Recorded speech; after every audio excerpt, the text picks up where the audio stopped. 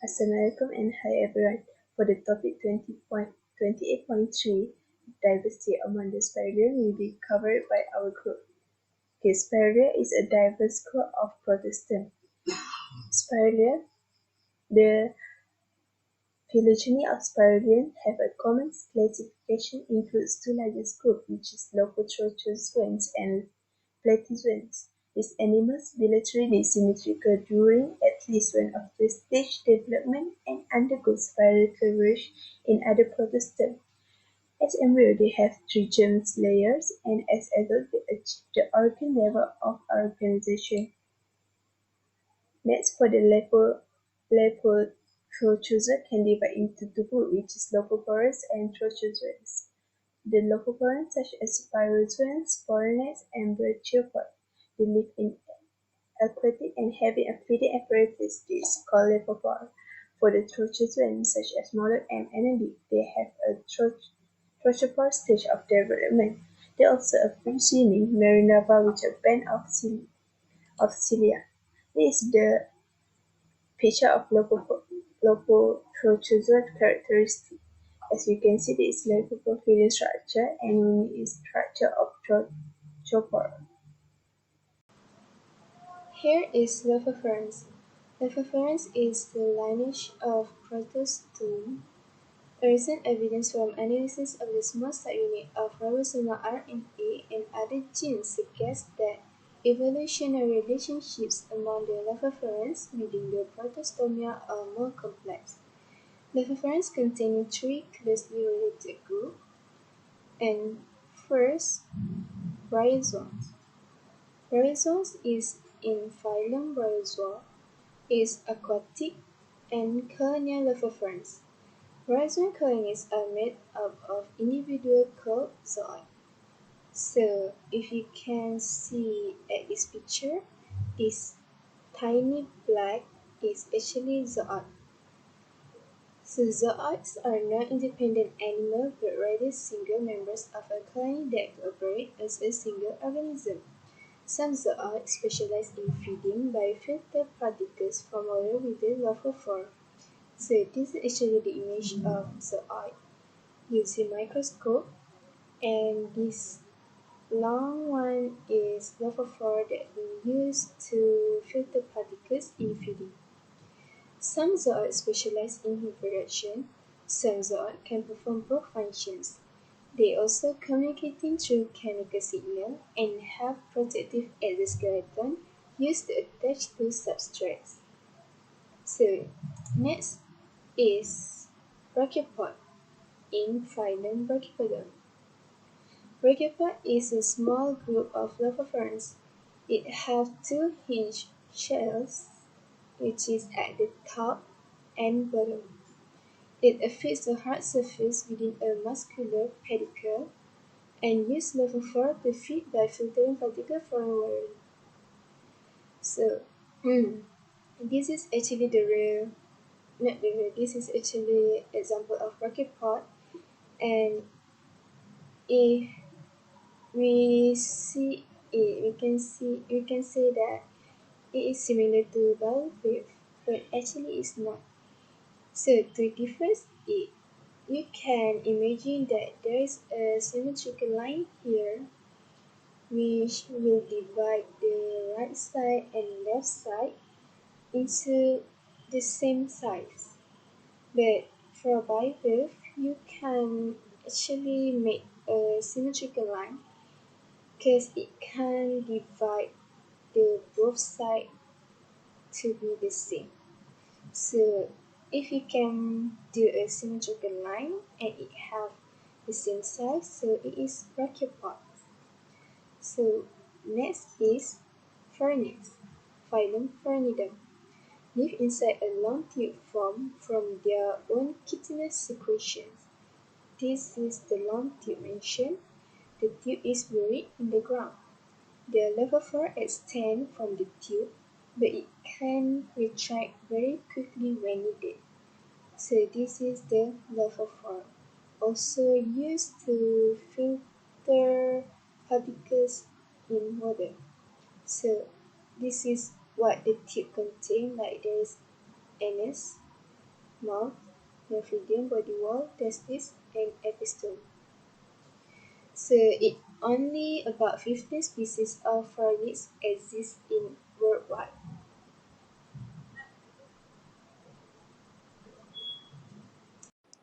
Next, I will present about trochozoans. Trochozoan can be classified into two, which is mollusks and other mollusks, and another one is annelids and other annelids. We will look into mollusks, the second most numerous group of animals. They inhabit marine freshwater and terrestrial habitats. These diverse phylums includes oysters, scallops, squids, and snails. They also share a three-part body plan, which is visceral mass, mantle, and foot. We will go deeper into the body part of mollusks. The first one is visceral mass. It contains internal organs such as kidneys and reproductive organs. The second one is mantle. It is the most important features on mollusks because it forms outer wall of the mollusk body that covering the visceral mass. And the third one is foot, adapted for locomotion. And another features that often present in mollusks is radula that used to obtain food. Apart from that, most mollusks have an open circulatory system, which means the heart pumps blood through vessels into sinuses. Other than that, blue hemocyanin is the other oxygen-carrying pigment other than red hemoglobin. Their nervous system also consists of several ganglia connected by nerve cords, and mollusks also exhibit variation in mobility. For example, snails is slow-moving, meanwhile squid is fast-moving. The next is bivalves and aquatic mollusks such as clams, oysters, shipworms, mussels, and scallops. They have two-part shell that is hinged and closed by one or two powerful adductor muscles. They have no head, no radula, and very little cephalization. For example, clams have ciliated gills hang down on either side of the visceral mass. The beating of cilia causes water to enter the mantle cavity. As I mentioned before, most mollusks have open circulatory system and bivalves is one of them. Furthermore, their nervous system composed of three pair of ganglia which is interiorly, posteriorly and foot. In freshwater clams, the sexes are separate and fertilization is internal. For the next part of mollusks, I will pass to Fatini to continue. Okay, hi everyone. So next, I will be presenting about gastropods. So, gastropods are also type of the mollusk. It is the largest class of mollusk. Includes slugs, snails, whelks, conch, limpets, and nudibranch. So over here, I have a picture of a slug. This one is whelk, while this one is conch. So gastropods are mostly marine animals, except for slugs and snails, which are adapted to terrestrial environment. Okay, so next I will be talking about the characteristics of gastropods.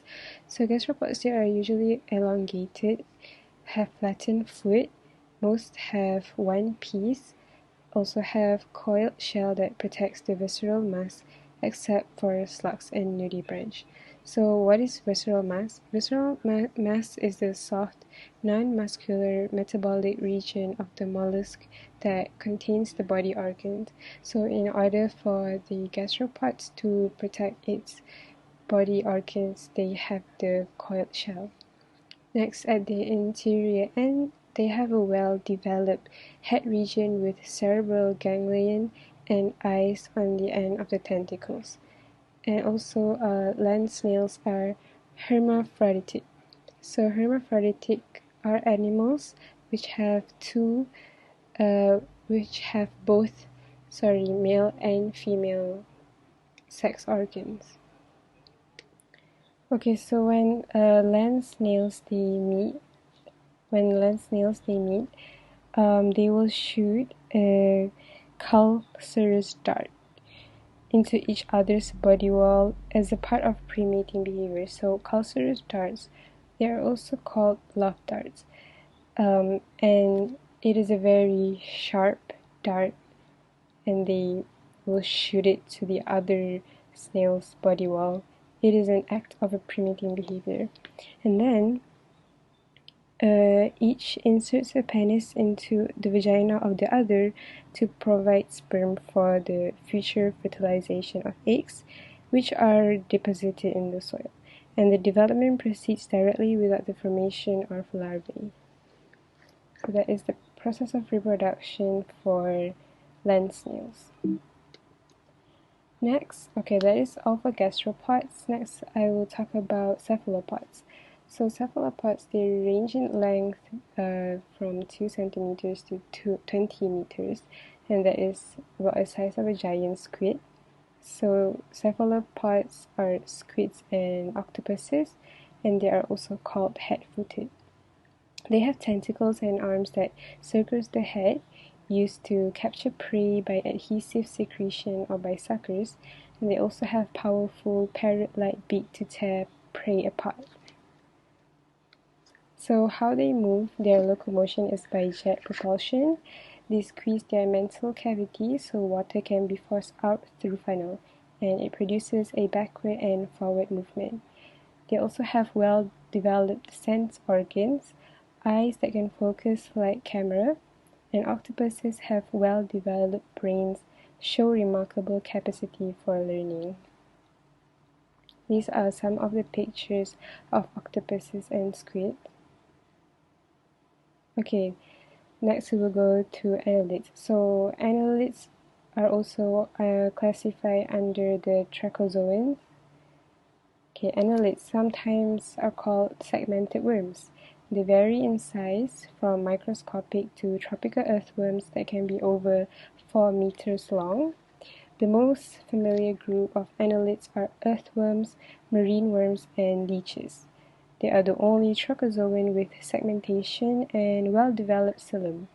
So segmentation is the repetition of body parts along the length of the body. The xylem is the fluid-filled supportive hydrostatic skeleton. So it permits the independent movement of each body segment, so it can crawl on a surface.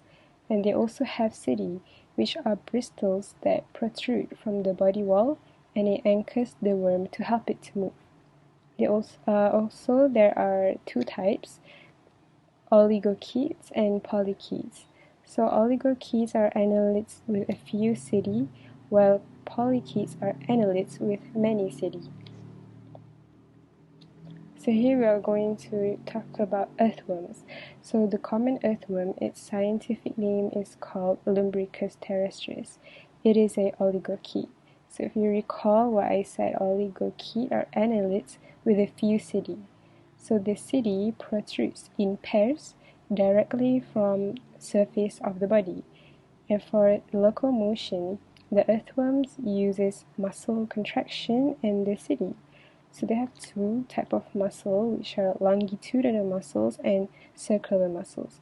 So as the longitudinal muscles contract, the segments bulge and the setae protrude into the soil. While circular muscles contract, the setae is withdrawn and the segments move forward. So earthworm, they reside in soil where there is adequate moisture to keep body wall moist for gas exchange, and they feed on leaves or any other organic matter, and they are called scavengers. So the segmentation and complete digestive tract led to increased specialization of digestive system components. So it starts from the pharynx, the muscular pharynx. I will explain to you guys how the process works. So as food such as soils, it enters the earthworm's mouth where it is swallowed by the muscular pharynx. After it passes through the esophagus, the food moves into the crop where it is stored, and then it eventually moves to the gizzard. So the gizzard uses stones that the earthworm eats to grind the food completely. And also, the digestion and the absorption occur in the long intestine. Okay.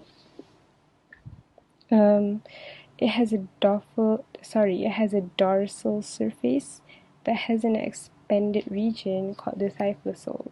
So thyphosole is an internal fold of the intestine or the intestine inner wall. So with the thyphosole, it can increases the surface for absorption, and so more absorption can occur. Lastly, the waste is eliminated through the anus. So as you can see from the textbook, page 525, there is a picture of the earthworm.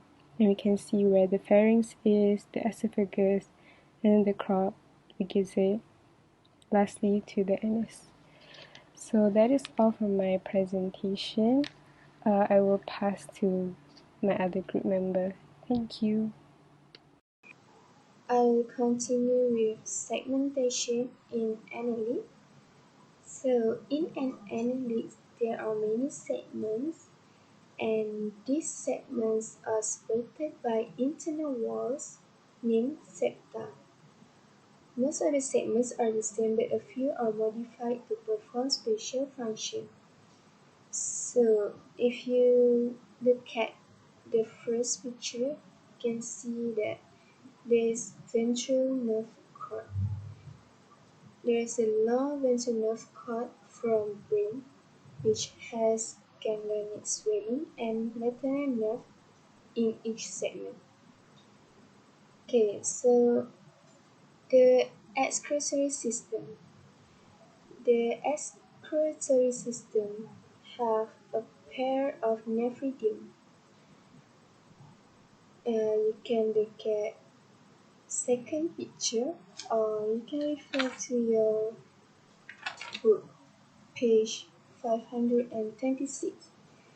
There is a pair of nephridium, or nephridia. Nephridia is in plural, which act as kidney. So a nephridium has two openings, which is first this. Oh my god. Mm,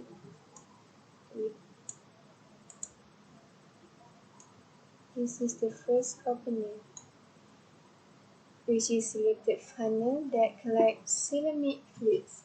Coelomic fluid is coelom fluid, whereas this is coelom. So coelomic fluid came from coelom. And the other opening is at here, which is an exit in the body wall. So the convoluted between the openings remove waste material from the blood vessel about the tubule. So this is the convoluted between opening that function to remove waste material from the blood vessel about the tube. So next is about circulatory system. Annelids have closed circulatory system, which means the blood is always contained in the blood vessels that run the length of the body. Oxygenated blood moves anteriorly in the dorsal blood vessel, which connected to the ventral blood vessel by 5 pairs of muscular vessels, which also called as hearts. Pulsation of the dorsal blood vessel and the 5 pair of hearts are responsible for blood flow. The ventral vessel takes the blood toward the posterior regions of the worm's body. It gives off branches in every segment. So, the last one is about reproduction. So, annelid is a hermaphrodite which have both female and male reproductive organs. So, the male organs is testis, seminal vesicle, and sperm duct. It is here in the picture. This is seminal vesicle, sperm duct. And for female organs, there are ovaries, oviduct, and seminal receptacles. So actually, I think annelid have a unique way to mating, which is during the mating, two worms will lie parallel to each other like this picture, facing in opposite direction. So this is the head for worm A and this is the head for worm B. The fused mid-body segment, which is chrysalis, secreted mucus to protect sperm from drying. After the worm separated, chrysalis produce slime tube, which is moved along over the anterior end using muscular contraction. After passes, egg and sperm deposited, then fertilization occurs and slime tube form cocoon to protect the host worm as they develop. So when annelid mating, there is no larval stage. Earthworms are hermaphroditic. Each earthworm possesses both testes producing sperm and ovaries producing ova. When two earthworms mate, they align in opposite directions.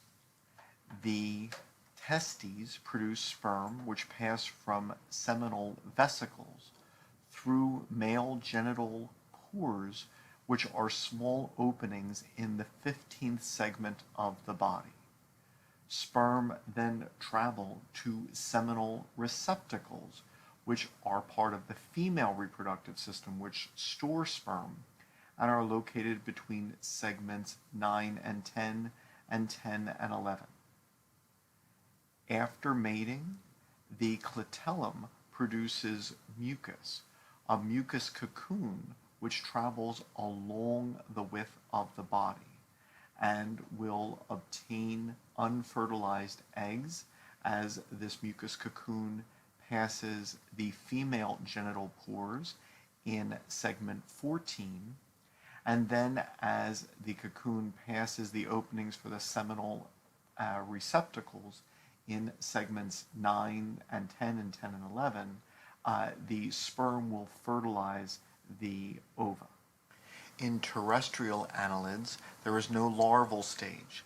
The eggs hatch as miniature adults. Okay, next, for another annelid, which is polychaetes. Polychaetes have setted in bundles of peridopia, which are petal-like appendages found on most segments.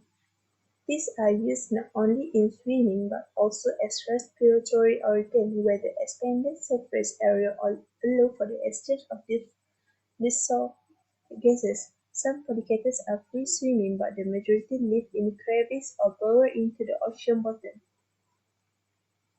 Okay, next it is clamworm.